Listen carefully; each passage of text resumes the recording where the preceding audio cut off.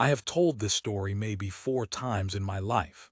Twice to men who did not believe me, once to a priest who told me to keep it to myself, and once, years later, to my daughter on the night she asked me why I do not like standing near open windows. I am going to tell it properly now, because I am 71 and the people who could have punished me for it are all in the ground. My name is Doru Vasari. In the autumn of 1978, I was 33 years old, and I sold ice cream from a painted cart on the promenade of St. Amalia, which is the long stone walk that runs beneath the south face of Havern Palace in the kingdom of Astravia.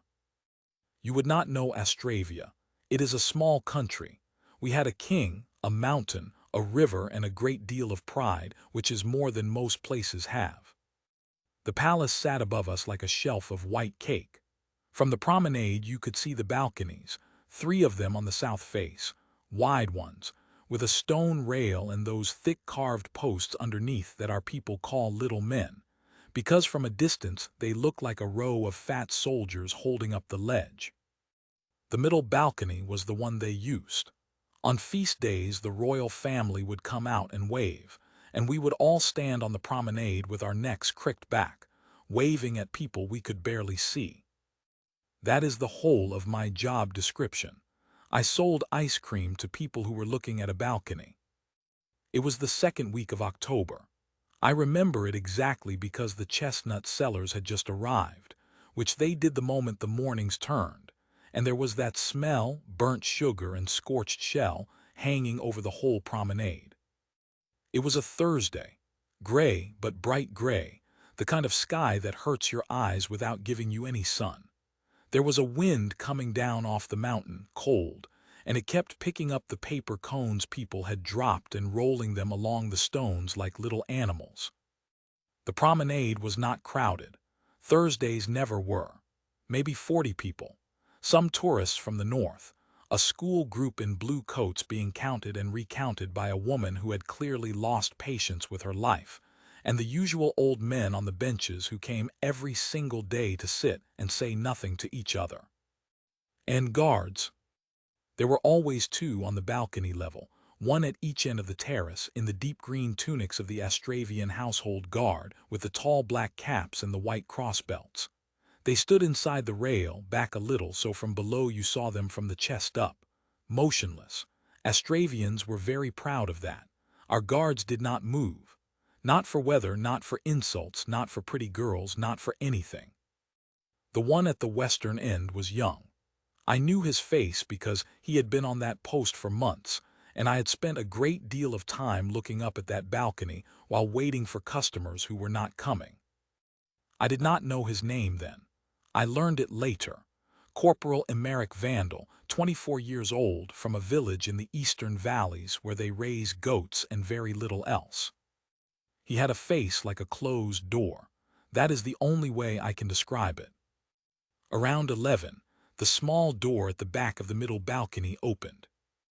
I noticed because everyone on the promenade noticed. There was a little ripple, heads turning, someone tapping someone's arm, the school group forgetting entirely about being counted. 2 figures came out. The first was a child, Princess Ilina, who was 6, and who the whole country was quietly in love with in the way that countries are with royal children. She was in a red coat. I remember the red very clearly against all that white stone. She came out at a run, the way children come out onto any high place, straight for the rail, hands up on the stone, chin over it, looking down at us with her whole face.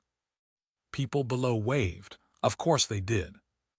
And the second figure was the Dowager Queen Margit. Now, I have to be careful here because I am an old man and it would be easy to make her into a villain out of a story. She was not that. She was 70-something, small, and she wore black, always black since the old king died. She had a reputation for being sharp with servants and cold with everyone else.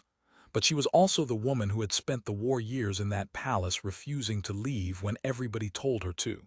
People forget that part. She came out slowly. She had a stick. Here is what I saw. The child was at the rail up on her toes, waving. The old woman came up behind her and said something. I could not hear it. Nobody could, but you could see the shape of it, a short sentence, the kind that ends in a full stop. The child did not move. She kept waving. And Margit reached out and took her by the shoulder and pulled. I want to be exact. She pulled her back, not forward. It was a grandmother's grab, the same motion my own mother used on me 100 times, the get down from their grab, sharp and irritated and utterly ordinary. But the child was on her toes. And when the hand came, Ilina twisted, the way children twist. A whole body wriggled to get free, and her feet came off the ground, and her weight went the wrong way, and she went up onto the rail instead of down off it. Sideways over the top. For about half a second, she was folded across the stone with her legs in the air. And then she was going over. I have thought about that half-second more than I have thought about my own wedding.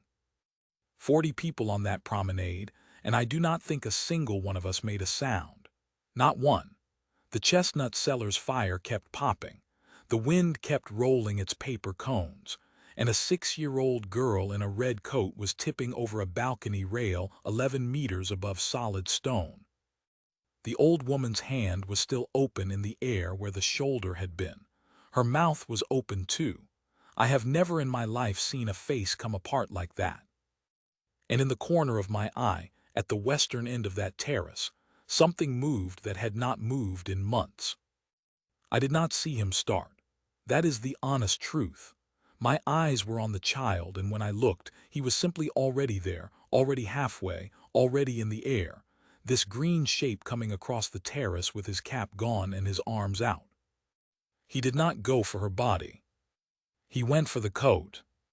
He hit the rail with his hip so hard I heard it from the ground, a flat crack, like a plank dropping, and he came over it from the waist up, folded right across the stone, and his hand closed on the back of that red coat about a meter below the ledge. And then he stopped. That is the thing. He stopped, half over the rail with a child hanging off his fist and nothing under either of them, and he stopped. His boots came off the floor. I saw them come off. He was going over, both of them were going over, and then his other arm hooked back under the rail and he held. The sound came then, all of it at once, every person on that promenade screaming at the same time. The school group, the old men on the benches, even them on their feet, shouting up at a balcony they could do nothing about. I dropped a cone of vanilla on my own boot and did not notice for an hour. He hauled her up. It was not graceful. He was hanging by one arm from a rail with a screaming child on the end of the other, and he brought her up in short jerks, hand over fist, dragging the coat and then the arm and then the whole of her back over the stone. She came over the top and he closed both arms round her and went down onto his knees on the terrace floor with her against his chest. And then he did not move, again. He knelt there with her, and she was screaming, the proper scream, the one that comes out of a child a few seconds after, once the body understands what nearly happened, and he just knelt with his arms round her and let her. The other guard reached them. Then people from inside, servants, a man in a suit, someone with a coat. And Dowager Queen Margit stood exactly where she was. Nobody helped her. Nobody looked at her. She stood 4 meters from that rail with her stick in her open hand, and she watched a soldier hold her granddaughter on the ground, and then her legs went, very quietly, and she sat down on the terrace floor in her black dress and put both hands over her face. I was 300 meters away. I could not see her tears, but I have never needed to see them. They took the child inside. They took Margit inside. And in less than 5 minutes there were 2 guards on that balcony again, the second man and someone new brought up from somewhere, green tunics, tall caps, motionless. As if nothing had happened at all. That is the part I still cannot get over. That is the part I told the priest about.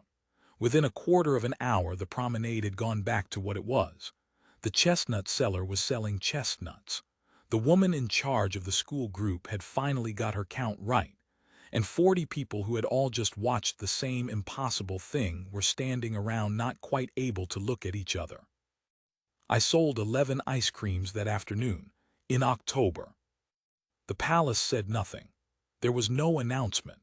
There was one line in the Astravian Herald 4 days later saying the Princess Ilina had suffered a minor fall at the palace and was in good health, and that was the entire public record of it.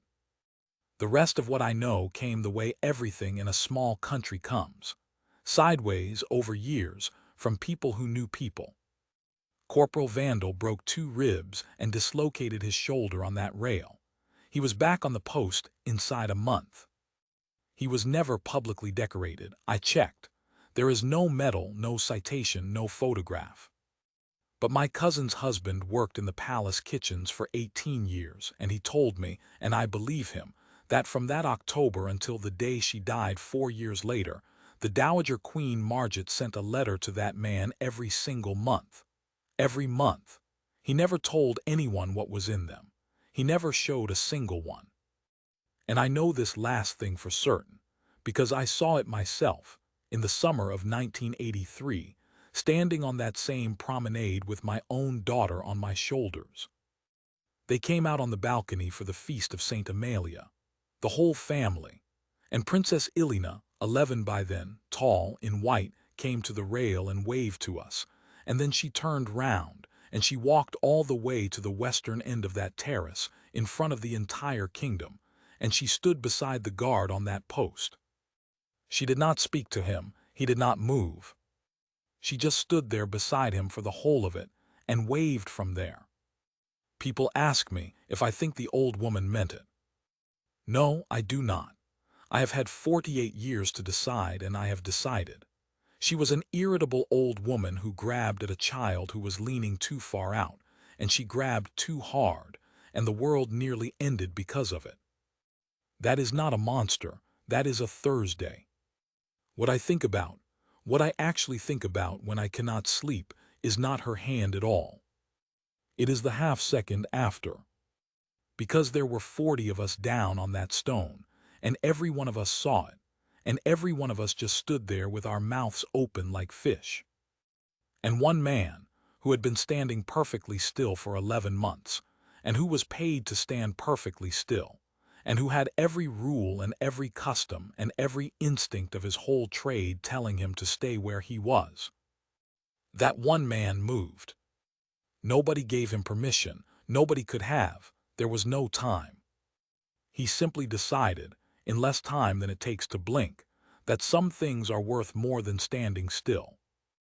I have sold ice cream for 50 years under that balcony, and that is the only wisdom I have ever come away with.